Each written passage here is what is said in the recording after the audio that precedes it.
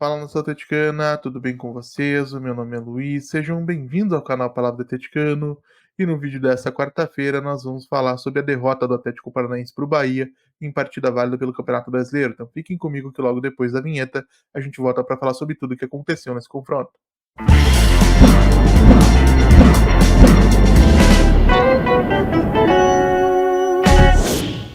Então vamos lá para falar de Atlético Paranaense 1, Bahia 3, partida que teve início às 19 horas desta quarta-feira, dia 10 de julho de 2024, na Liga Arena em Curitiba e válida pela 16ª rodada do Campeonato Brasileiro. E para começar, o que a gente precisa reconhecer é que durante o primeiro tempo, especialmente nos primeiros minutos,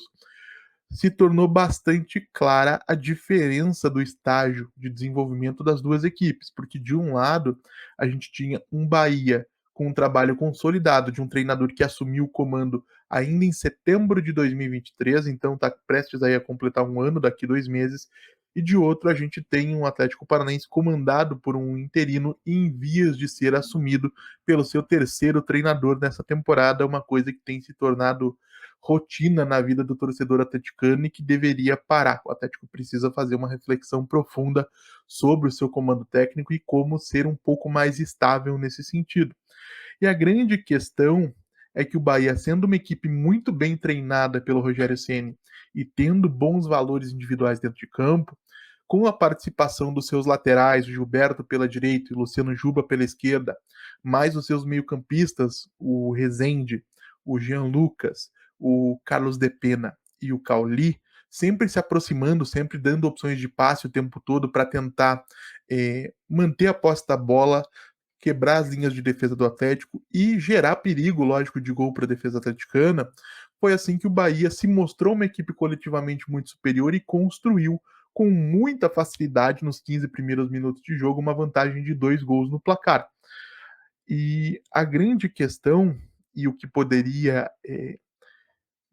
embaçar um pouco a nossa visão sobre como esse jogo aconteceu foi o que aconteceu na sequência, porque o Bahia, tendo estabelecido uma vantagem confortável no marcador, acabou assumindo uma postura um pouco mais cautelosa e permitiu que o Atlético crescesse gradativamente na partida. Tanto é que, se você for analisar as estatísticas no global, o Atlético Paranaense teve 52% de posse de bola no global, com um pico de 57% no segundo tempo, e 22 finalizações contra 7 do Bahia. Então, as estatísticas olhadas de maneira crua revelam um jogo talvez dominado pelo Atlético que a gente não viu dentro de campo. O Atlético foi bastante inferior ao Bahia durante toda a segunda etapa e, se tentou e buscou em algum momento uma reação, foi mais no talento individual de alguns jogadores que participaram bem no jogo de hoje, caso do Fernandinho, caso do Fernando, a gente já vai falar de todos eles, mas principalmente baseado na vontade, na imposição física, porque coletivamente, tecnicamente, a gente teve sempre bastante abaixo da equipe lá da Bahia. E uma derrota dentro de casa, gente, que, lógico, não é o resultado ideal para você conseguir uma campanha de destaque. Você tem que fazer valer o seu mando de campo, especialmente contra adversários diretos, como é o caso do Bahia, porque o Atlético e o Bahia têm pretensões de estarem na parte de cima da tabela, mas que não deixa de ser compreensível pelo momento turbulento que vive o Furacão na sua temporada, com a chegada de um novo treinador, no caso o uruguaio Martin Varini, que assistiu a partida de hoje das arquibancadas. A preocupação não é exclusivamente, não é a preocupação majoritariamente, não é sobre a derrota sofrida hoje para a equipe do Bahia, é sobre como transformar o Atlético Paranaense a curto e médio prazo em uma equipe que seja coletivamente capaz de competir e enfrentar equipes bem organizadas, como a gente viu na noite de hoje na Liga Arena. E lógico, a gente poderia pensar, e eu acho que é válido, inclusive, pensar alguns destaques individuais técnicos, como foi o caso do Fernando, que participou muito bem, né? Acumulou quase 90 ações com a bola, 4 ações defensivas, 7 vitórias em 15 duelos físicos e 50 passes corretos em 55 tentativas, além de ter sido dele a assistência para o gol marcado pelo centroavante argentino Lucas Diori. O Fernandinho, mais uma vez, foi um elemento fundamental na construção das jogadas. É um dos poucos jogadores do elenco do Atlético Paranaense que tem lucidez para decidir o que fazer com a bola em todos os momentos. A gente precisa de um pouco mais de consistência do Christian, por exemplo, de mais participação, de uma participação consistentemente melhor. A gente precisa de um Bruno Zapelli jogando melhor do que jogou hoje, e eu não tô aqui crucificando o argentino, porque a realidade é que ele entrou já num contexto bastante desfavorável, mas a verdade é que o Atlético precisa sim encontrar uma maneira de ter um desempenho mais previsível e de se estabelecer num nível maior do que a média que a gente tem visto nos últimos jogos. E a gente pode destacar também o Julimar, tá? Tentou muito, muito, muito no jogo de hoje, embora com menos sucesso do que em algumas partidas anteriores, mas segue sendo uma válvula de escape importante para o Atlético pelas ferramentas físicas de que dispõe. A gente poderia destacar uma partida razoável do Matheus Gamarra, menos boa, né, digamos assim, do que a gente viu no último final de semana, mas que vai credenciando o zagueiro paraguaio a postular uma vaga na equipe titular, porque vamos combinar que tanto o Thiago Heleno quanto o Kaique Rocha também não têm apresentado seu melhor nível com consistência.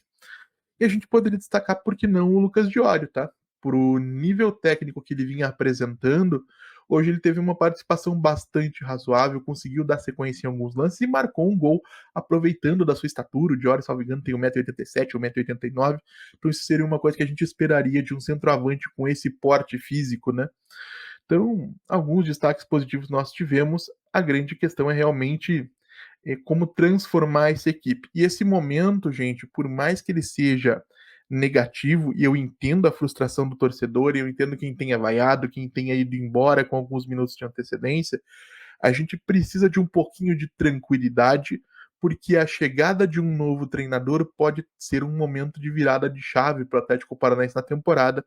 porque como a gente viu no vídeo que eu publiquei na última segunda-feira, o Martin Varini, embora um técnico bastante jovem, tem boas ideias, o Atlético tem qualidade no seu elenco, não se permitam enganar, tem sim bons jogadores, tanto é que no próximo final de semana nós devemos ter os retornos do Bento,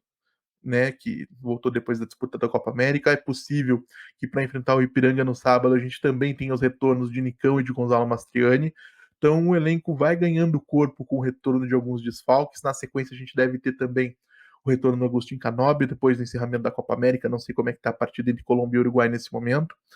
E o Atlético vai atrás de alguns reforços no mercado, tá, gente? A gente vinha falando em 2 nomes, mas poderão ser 3 ou 4. O Atlético vai realmente buscar reforçar esse elenco. E com todo esse conjunto, retorno dos desfalques, novas contratações e a chegada de um novo treinador, se tudo conspirar a favor, a gente tende assim a formar uma equipe muito competitiva daqui a um mês, daqui 2 meses, e enquanto isso, o que a gente espera é que o Atlético consiga pontuar, consiga somar pontos no Campeonato Brasileiro, para ser uma equipe da parte de cima da tabela. Sempre digo aqui, o grande objetivo no Brasileirão é quase que sempre manter, conquistar uma vaga direta na fase de grupos da Copa Libertadores, porque é extremamente importante